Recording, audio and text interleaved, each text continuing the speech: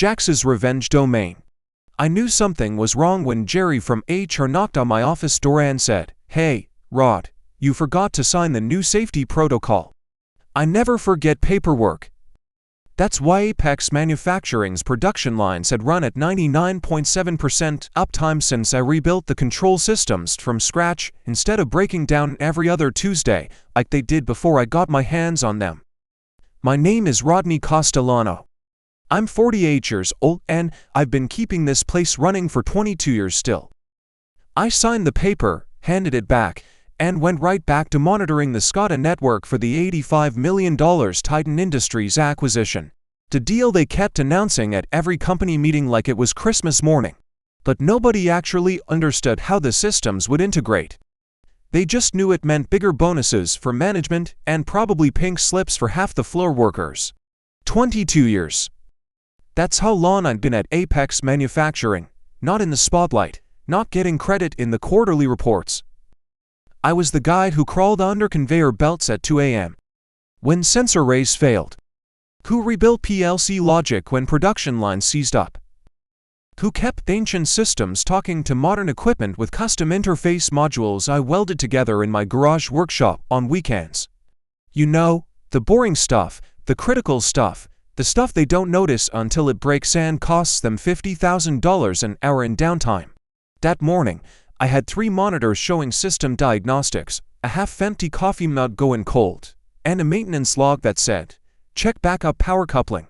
Day 7 circled in red ink. Behind me, the plant floor hummed with the usual industrial symphony. Stamping presses hitting their rhythm, 180 cycles per minute, conveyor motors maintaining their program speeds, air compressors cycling on schedule every 12 minutes.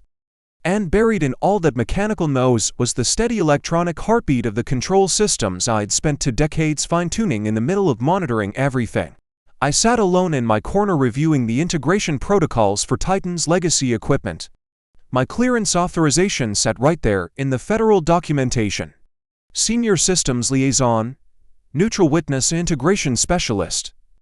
I was the bridge between our modern control network and Titan's 1990s-era production systems that still ran on DOS-based controllers. No one else in the company had that certification.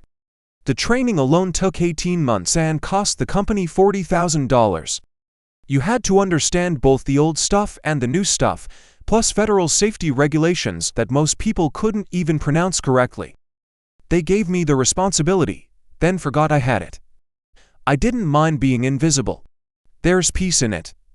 You get to build things properly while the suit and tie crowd argues about synergies and market penetration in conference rooms with catered lunch. I wasn't looking for corner offices or executive parking spots. I just wanted my systems clean, my documentation accurate, and my coffee uninterrupted so I could do the job right. The only people who really knew what I did were the ones smart enough to understand how fragile the whole operation was.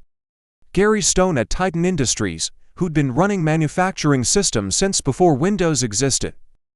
My old supervisor, Pete, before he retired to his fishing boat in Florida. The insurance inspector who certified our safety systems and always asked to see my maintenance logs first. Everyone else saw me as just Rod from maintenance. Middle-aged, quiet, grease under his fingernails, overworked, underappreciated, the guy who fixed things when they broke but didn't contribute to the big picture. Then Bryce Hamilton showed up to fix everything that wasn't broken. That Wednesday started like any other until the email hit at 9:15 a.m. All hands mandatory meeting 10 sharp. Strategic restructuring plus organizational updates. Don't miss it. That's corporate speak for heads are rolling. And someone new is swinging the axe. Enter Bryce Hamilton, new Chief Operations Officer, mid-30s Harvard MBA, wearing a suit that cost more than my truck payment. He had that consulting firm energy you see in business magazines. The kind of guy who thinks efficiency is a personality trait and calls spreadsheets optimization tools with a straight face. He smiled too much, talked too fast, called himself a transformation specialist. I knew we were all broken parts in his optimization equation from minute 1. He spoke for 45 minutes straight, dropping buzzwords like digital transformation, legacy system optimization, and operational redundancy elimination. People around me nodded like he was revealing the secrets of the universe. I just sipped my burnt coffee and watched a temperature spike on line 3 that would cause an automatic shutdown if someone didn't adjust the cooling system parameters in the next hour. Nobody else was monitoring it. They were too busy being inspired by synergy. I reached over and made the adjustment remotely, saving them about $30,000 in lost production time. Bryce kept talking about eliminating redundant human capital and streamlining legacy workflows. I wondered if he'd consider a production line shutdown redundant or streamlined. 3 hours later, Jerry knocked again. This time, he brought backup. Two people from HR I'd never seen before. One with a clipboard, one with dead eyes behind wire-rimmed glasses that probably cost more than I made in a week. Rod, can we talk privately? Translation: bend over and grab your ankles. They led me into a conference room like I was carrying something contagious. No water offered, no small talk, no how's the family. Just a manila folder slid across the fake wood table like a death warrant with my name on it. Bryce didn't bother showing up for the execution. The letter inside was half buzzwords, half legal protection. Position no longer align with strategic vision. Operational restructuring requires different skill sets. Digital transformation initiatives effective immediately. I was still reading the corporate double-speak when clipboard lady said, "You'll need to return your badge and access cards before 3 p.m. today." The other one added, "Security's been notified of your departure." I stood up, walked toward the door, then stopped. Something caught my eye through the conference room window. At the reception desk, where they kept lost keys and dying office plants, someone had taped a printed photo of my face. In red marker scrolled across the bottom. No re-entry security risk. Not former employee, not Rod, not even terminated staff, just a security risk stuck to fake wood laminate. Like I was some kind of industrial terrorist. It hit me like a wrench to the chest. I'd trained their last two facility managers, and they got promoted. I'd kept their biggest production contract alive through 3 major equipment failures and that power outage in 2019 that knocked out half of Cleveland. I missed my daughter Sarah's high school graduation to babysit a server migration that saved them $200,000 in downtime penalties and customer complaints. And now I was being treated like a criminal in work boots. I didn't argue. That would have been giving them entertainment they didn't deserve. I took a breath, walked back to my workstation, and started packing my tools into the metal toolbox I'd carried for 15 years. My adjustable wrench, the one Linda bought me for our anniversary. Digital multimeter that could diagnose problems other people couldn't even identify. Cable crimpers, custom diagnostic tablets I'd programmed myself, everything that made me more than just another maintenance guy. The floor had gone quiet. Not machine quiet. The equipment kept running, but people quiet. Word travels fast in a manufacturing plant. Everyone knew what that manila folder meant. And they were all wondering who was next on Bryce's optimization list. My assistant, Corey, walked over, pretending to check a work order. Kid was 24, fresh out of technical school, eager to learn everything I could teach him about keeping industrial systems alive. "This is crazy," he whispered. "You're the only one who understands half this stuff." I nodded toward the Scott monitors. Temperatures climbing on line 3 again. Cooling systems going to trip the thermal protection in about 20 minutes. You'll need to reset the PLC parameters. I don't know how to do that. Now you'll learn. Corey looked like someone had just told him he'd have to perform surgery with a screwdriver. "Rod, what if I can't figure it out?" I closed my toolbox and picked it up.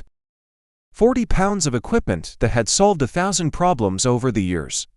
Then the line shuts down. Production stops and somebody upstairs learns what I actually do around here. I walked toward the exit, past workstations where people avoid eye contact like unemployment was contagious. Past the break room where I'd eaten lunch alone most days for 22 years. Past the maintenance office where I documented every repair, every upgrade, every late-night emergency call that kept this place profitable. Jerry was waiting by the security door with his handout badge and access cards. Rod. I handed them over. No speech, no threats, no "you'll regret this." Just the quiet click of plastic hitting metal like dropping coins in a parking meter. "That's about to expire. Sorry about this," Jerry mumbled.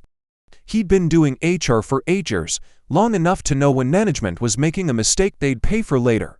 "Not your call," I said, and walked through the door I'd been using since Bill Clinton was president. Outside in the parking lot, I sat in my truck and pulled out my phone. The secure maintenance app was still active. They'd forgotten to disable my remote access. I scrolled to the power management system and found what I was looking for. Day 7 backup power coupling, the redundant system that kept production running when the main power grid hiccuped during summer heat waves. It was a complex piece of equipment, not just a switch, but a network of sensors, relays, and automated controls that had to sequence perfectly to prevent voltage spikes from damaging sensitive equipment. I designed the coupling system myself after the 2018 blackout that shut down the plant for 3 days. Took me 6 months to engineer, another 3 months to install, and 2 years to fine-tune the response algorithms. The system was so sophisticated that it required manual authentication codes to prevent unauthorized changes, codes that only I knew. I disabled the coupling with a few keystrokes, not damaged, not broken, just offline. The system would show green lights and normal status to anyone who didn't know what they were looking at. Though when the next power fluctuation hit the grid, the backup wouldn't engage. 6 production lines would shut down simultaneously, and the restart sequence would take a minimum of 4 hours. With Titan Industries' quality inspection team scheduled to tour the facility tomorrow morning, any production delays would trigger the breach of contract clauses that could kill the acquisition. I didn't smile. I didn't feel vindicated. I just started the truck and drove home with steady hands and clear eyes because they thought they were streamlining operations, but they just fired the guy who understood how everything connected. The house felt strange when I got home at 2:30 in the afternoon. Linda wouldn't be back from her nursing shift until 6 o'clock, and Sarah was away at Ohio State, probably in some lecture hall learning things that would help her avoid the kind of career that ends with a manila folder and a security photo. No equipment alerts pinging my phone. No emergency calls from supervisors who'd found something broken that needed immediate attention. No, "Hey Rod, quick question," followed by 3 hours of unpaid troubleshooting. Just the hum of the refrigerator and the tick of the kitchen clock marking time. I wasn't getting paid for any more. My toolbox sat on the dining table, like a closed casket. Everything I'd accumulated over 2 decades of solving other people's problems. Company property technically, except for the personal tools I bought with my own money to do jobs the company equipment couldn't handle. I walked to the basement workshop. Tasked the holiday decorations Linda hadn't put away yet, behind the water heater that I had installed myself when the old one died 3 winters ago. In the corner was a filing cabinet I bought at a government surplus auction when we first bought the house. I opened the bottom drawer and pulled out a folder labeled Apex Systems Documentation Personal Backup. I'd started keeping these records 10 years ago. Not because I was paranoid, but because I'd watched too many companies lose critical knowledge when experienced people left or retired. The folder was thick. Hand-drawn wiring diagrams, control logic flowcharts with my annotations in the margins, custom interface specifications for equipment that wasn't supposed to talk to each other, but somehow did. Thanks to interface modules I built in this very workshop. Integration protocols for every piece of equipment on that factory floor documented in my neat engineer's handwriting because I knew someday the institutional knowledge would walk out the door. I just didn't think it would be me getting pushed out. I flipped to the section marked Tower Management Critical Backup Systems,